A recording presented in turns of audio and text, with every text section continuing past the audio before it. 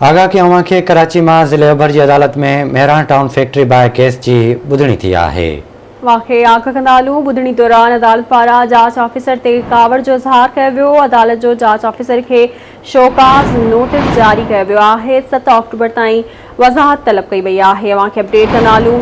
अहम ख़बर आहे, कराची में ज़िले ओभर की अदालत में मेहरान टाउन फैक्ट्री बाहे केस की ॿुधणी थी आहे। ॿुधणी दौरान अदालत पारां जांच ऑफिसर ते कावड़ जो इज़हार कयो वियो।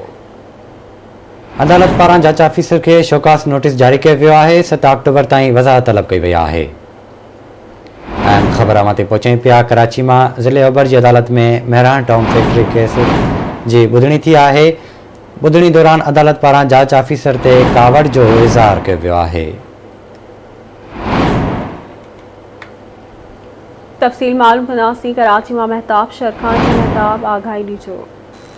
जी बिल्कुल सजा जुडिशियल मजिस्ट्रेट ने मेहरान टाउन फैक्ट्री बाबत केस की ॿुधणी थी है। अदालत पारां चयो आहे त जादन खे गिरफ़्तार करण में जेके इंफॉर्मेशन ऑफिसर आहिनि उनमें नाल ई उनके कावड़ जो इज़हार किया है। अदालत जे केस जांच ऑफिसर की जेके शोकास जेके नोटिस उनके जारी करे छॾिया आहिनि। अदालत जांच ऑफिसर के 7 अक्टूबर ताईं वज़ाहत तलब करण जा हुकुम करे छॾिया आहिनि। तव्हांखे ॿुधाइणो त केस में deputy commissioner Korangi, administrator Korangi ऐं ॿिया अहम ऑफिसर पुलिस की हिरासत में छो न सघिया आहिनि, जंहिंमें कावड़ जो इज़हार कियो वियो आहे।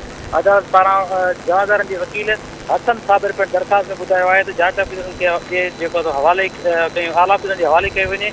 अदालत पुलिस के हुकुम ॾिना आहिनि त जेके मफ़रूज़ ऑफिसर आहिनि खे गिरफ़्तार करण जी जांच कई वञे ऐं उन खां पुछा गिछ करे वञे। जेको 7 अक्टूबर ते जेको आहे उन केस जी ॿुधणी मुलतवी करे छॾी आहे। जी ठीक है मेहताब, वॾी महिरबानी अवां जी तफ़सील खां आगाह करण लाइ।